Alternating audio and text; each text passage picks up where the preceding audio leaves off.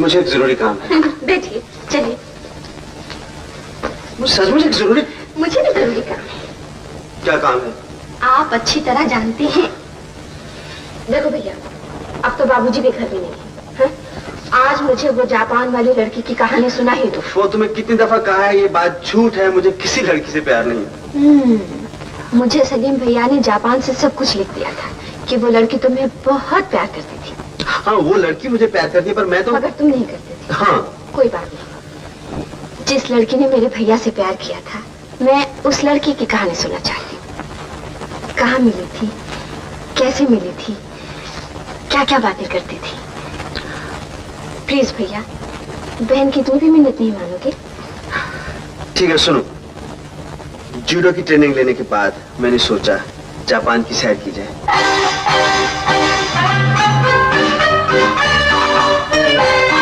सबसे पहले टोक्यो देखा, वहां के बाजारों में घूमा, बहुत खूबसूरत लगे वहां के बाजार।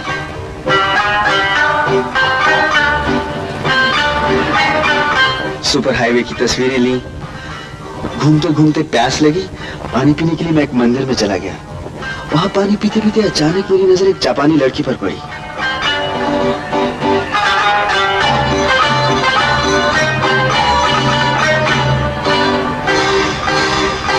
वो मेरी तरफ देखकर मुस्कुरा रही थी। कुछ इस तरह मुस्कुराने लगी, मैं पानी पीना भूल गया और घबरा कर वहां से आ गया। उसके बाद मैंने जापान का टूर करने के लिए एक टूरिस्ट टिकट खरीदा। सुबह सुबह बस पर सवार होने के लिए पहुंचा तो देखता हूँ वो लड़की हमारे ग्रुप में भी शामिल है। अच्छा। और मुझे देखती फिर मुस्कुरा दी।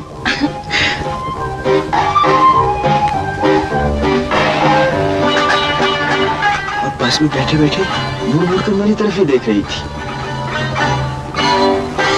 ट्रेन में सफर किया और फिर मुस्कुराने लगी। अब तो मेरा भी जी चाहने लगा कभी कभी नजर बचाकर उसे देखूं, मगर जब भी मैं उसकी तरफ देखता पहले से मेरी तरफ देख रही होती। बस सारे टूर में यही सिलसिला चलता रहा। वो मुस्कुराती रही, मैं झेपता रहा, मैं झेपता रहा, वो मुस्कुराती रही। मालूम होता है तुम लड़की थी और वो लड़का था। अच्छा भैया, पहले उससे बात कब हुई? निको में एक झरने के करीब मैं कॉफी के लिए बैठा था। बड़ी जोर की सर्दी थी। कितनी खूबसूरत जगह है। जी हाँ। आप हिंदुस्तान जानती हैं? जी। आप हिंदुस्तानी हैं? जी हाँ, आधी हिंदुस्तानी आधी जापानी। क्या मतलब? मेरी माँ जापानी थी और पिताजी हिंदुस्तानी। चलिए, बस वाले बुला रहे हैं, आइए।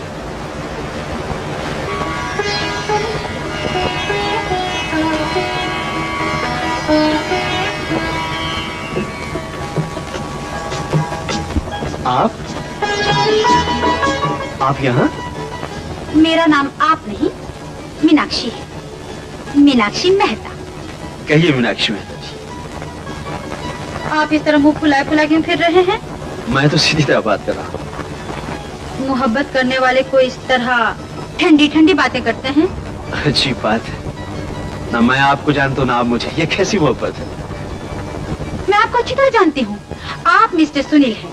आपके पिता आईने के एक्स मेजर हैं, जिन्होंने आपको यहाँ जूडो और किरात की तालीम के लिए भेजा है। आपकी सिर्फ एक बहन है जिसकी शादी हो चुकी है और आपकी अभी तक शादी नहीं हुई और कहीं बात भी नहीं हुई। ये सब बातें आपको कैसे पता चली? तुम्हारा पीछा करके। जिस दिन तुम्हें पहल देखा तो दिल दे दिया, वहीं से तुम्हारा पीछा किया। हर रोज तुम्हें जूडो के स्कूल से आते जाते देखती रही, फिर उसी इलाके के डाकखाने में नौकरी कर ली। तुम्हारे नाम आने वाले तमाम खत पढ़ती रही। बस, कितना आसान तरीका था।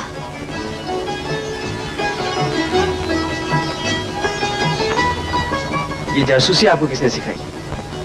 मोहब्बत।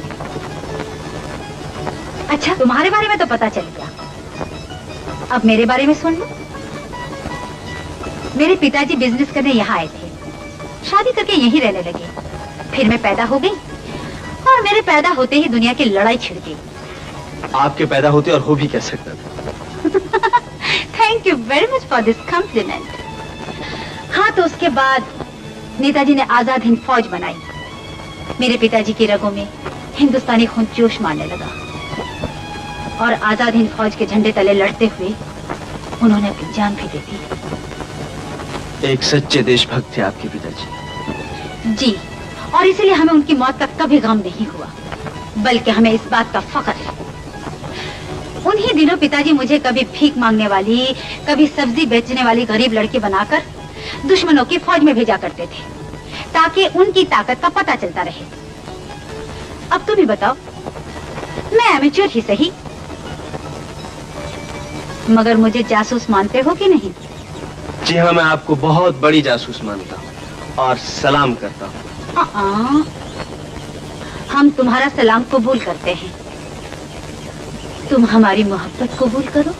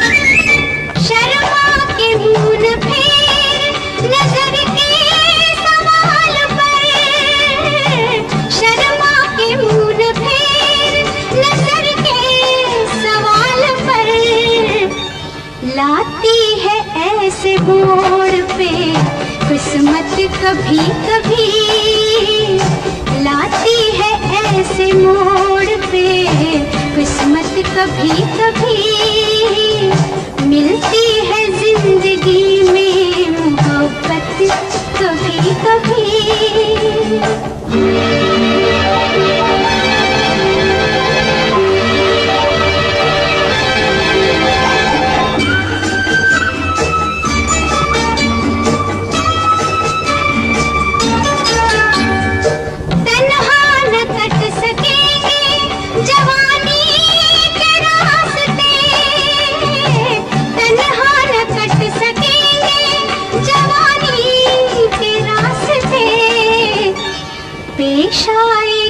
किसी की जरूरत कभी कभी पेश आएगी, किसी की जरूरत कभी कभी मिलती है जिंदगी में मोहब्बत, कभी कभी।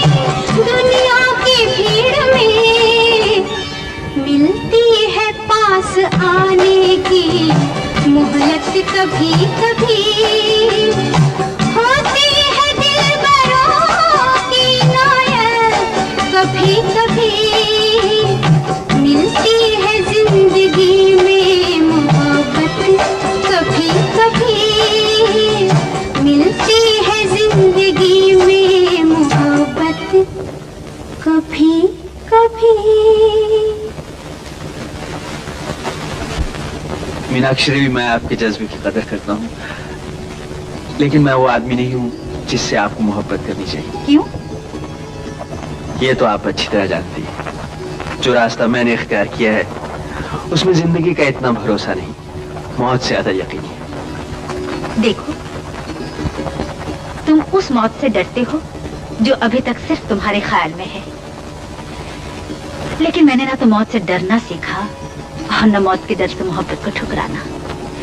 मेरी माँ कहा करती थी, जितना जिंदगी का भरोसा कम है उतनी ही जल्दी मोहब्बत कर लो, ताकि मरते वक्त ये गम तो ना हो कि भगवान की इतनी बड़ी नेमत से हम महरूम रह गए। ये फिलॉसफी मरने वाले के लिए तो ठीक है, मोहब्बत का मजा उठाया और चल दिया, लेकिन अपने बाद दुनिया में जिसे तड़पने के लिए छोड़ दिया जाए उसके लिए मोहब्बत एक सजा है, और ये सजा मैं किसी को नहीं देना चाहता।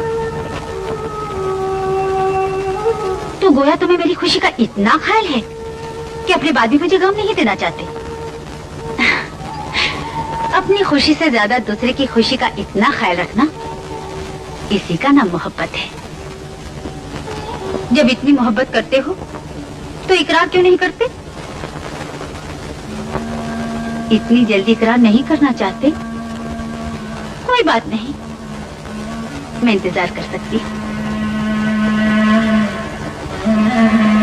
वो चली गई और मैं बहुत देर तक वहीं बैठा उस लड़की के बारे में सोचता रहा, जो आंधी की तरह आई थी और तूफान की तरह चली गई। लेकिन मेरे चारों तरफ प्यार के कितने ही फूल बिखेर गई